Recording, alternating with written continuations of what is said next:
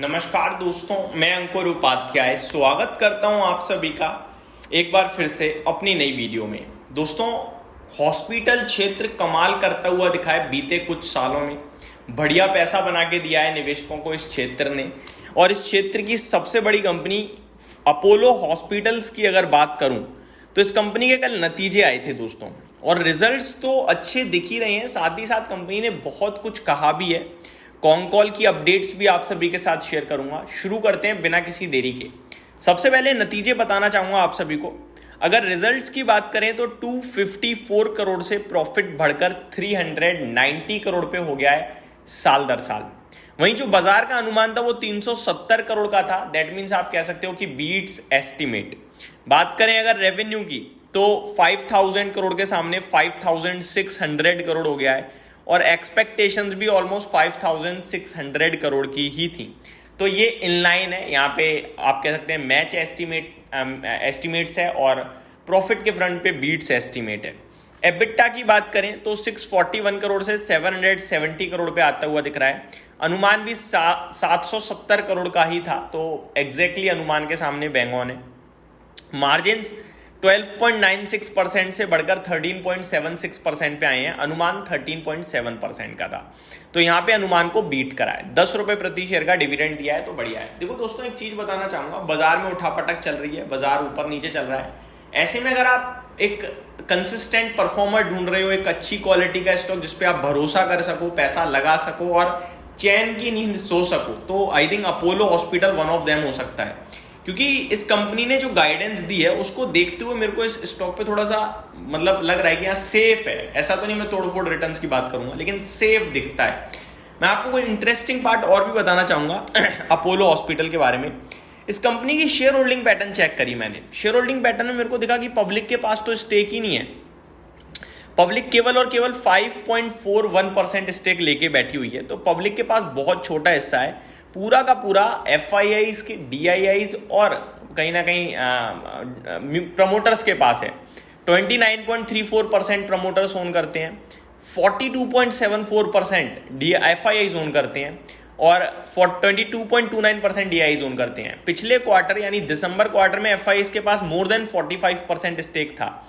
FIIs लगातार selling कर रहे हैं, तो उसका शिकार अपोलो हॉस्पिटल भी हुआ है, जिसमें कुछ बाइंग DIIs ने कर ली है और कुछ हिस्सा पब्लिक का भी बढ़ गया है। लेकिन ओवरऑल देखा जाए तो स्टॉक नो डाउट बेहतरीन करता हुआ आ रहा है और आगे भी करना चाहिए। बट FIIs की जो ये सेलिंग है, ये शायद जल्दी से इस स्टॉक को ऊपर ना जाने दे, ये पॉसिबिलिटीज दिखती हैं। आगे मैं आप सभी के साथ बात करता हूं कॉल के बारे में। तो कंपनी ने कुछ बड़ी अपडेट शेयर करी है, पहले उनके बारे में आता हूं, फिर कंपनी ने आगे को लेकर गाइडेंस भी दी है। कमेंट्री वो बड़ी स्ट्रांग लगती है मुझे। पहले मैं आपको बताता हूं कंपनी ने क्या कहा है। Company to purchase land in Bengaluru for setting up 500 bed hospital for 944 crore rupees. तो कंपनी लैंड खरीदेगी बेंगलुरु में और 500 बेड्स का हॉस्पिटल बनाएगी, जिसके लिए 944 करोड़ रुपए खर्च होंगे। ठीक है जी। साथ ही साथ कंपनी ने कहा है कि उस हॉस्पिटल को ऑपरेट करने के लिए जो एसेट्स खरीदेंगे उस पर करीब 285 करोड़ रुपीस का खर्चा होगा। कंपनी ने कहा है company plans to add a total of 1937 beds. Total 1937 bed add करना चाहती है कंपनी, जिसमें से 1577 बेड्स जो हैं वो सेंसस बेड होंगे अक्रॉस 7 प्रोजेक्ट्स। टोटल 7 प्रोजेक्ट्स की बात चल रही है यहाँ पे, with a total project cost of rupees 3165 crore. तो करीब 3165 करोड़ रुपए का खर्चा आएगा। Remaining balance project cost of 1833 crore in FY26। तो ये ओवरऑल इन्वेस्टर प्रेजेंटेशन में कंपनी ने कहा है। अब सुनिए कंपनी के बिजनेस से रिलेटेड चीजें। Company says at 24% annual CAGR on FY25 company expect to achieve 25,000 crore revenue in 27 with 7 to 8% EBITDA. Investors presentation. Company ने कहा है FY25 में 24% की कैगर से कंपनी की ग्रोथ हुई, और कंपनी अनुमान लगा के चल रही है 25,000 करोड़ का रेवेन्यू FY27 में। ये मेरे को अच्छा नहीं लगा है। जी हाँ, मैं आपको बताऊंगा क्यों। 7 से 8% एबिटा करने की कोशिश में है, इन्वेस्टर प्रेजेंटेशन में गए। अब आप सुनिए मैं ऐसा क्यों कह रहा हूं। 25,000 करोड़ रुपए FY27 तक। दैट मीन्स अभी FY26 चल रहा है, अगला वित्त वर्ष FY27 होगा।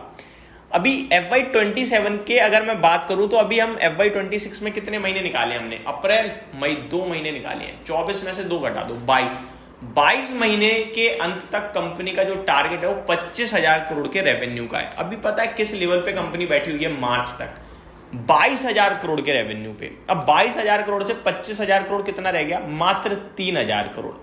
परसेंटेज टर्म्स में ये 13-14% के 15% मान लीजिए, तो अगले 22 महीने अगर 15% बढ़ने वाली है कंपनी की रेवेन्यू और 7-8% का एबिटा है, तो आई थिंक वो थोड़ा मेरे को उतना मजा नहीं आ रहा है। आगे company says continue to add 600 new pharmacies every year, तो ये बढ़िया बात है भाई, हर साल 600 फार्मेसीज ऐड कर रहे हैं। अब यहाँ से एडिशनल जनरेट हो जाए तो बात अलग।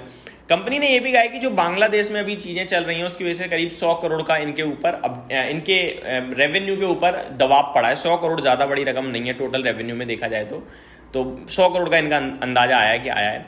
Company says 4 new hospital to commence operation in October December. Company says scope for 140 basis point improvement health care operating margin. तो कंपनी कह रही है कि भाई साहब अक्टूबर से दिसंबर के अंदर अंदर 4 नए हॉस्पिटल कामकाज करने लगेंगे, जिसकी वजह से 140 बेसिस पॉइंट का इंप्रूवमेंट और आ सकता है मार्जिन्स में, ऑपरेटिंग मार्जिन्स में, कामकाजी मार्जिन्स में।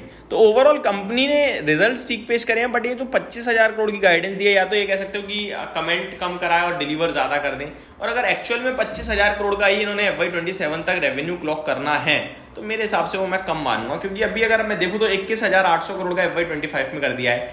FY26 में अगर ये 10% भी करते हैं तो वो हो जाएगा आपका लगभग 24,200।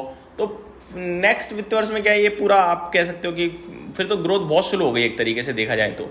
मेरे हिसाब से थोड़ा कम है गाइडेंस। यही समाप्त करता हूँ इस वीडियो को। उम्मीद करता हूँ डिटेल्स आपको पसंद आई होंगी। Thank you so much for watching this video. Have a great day guys.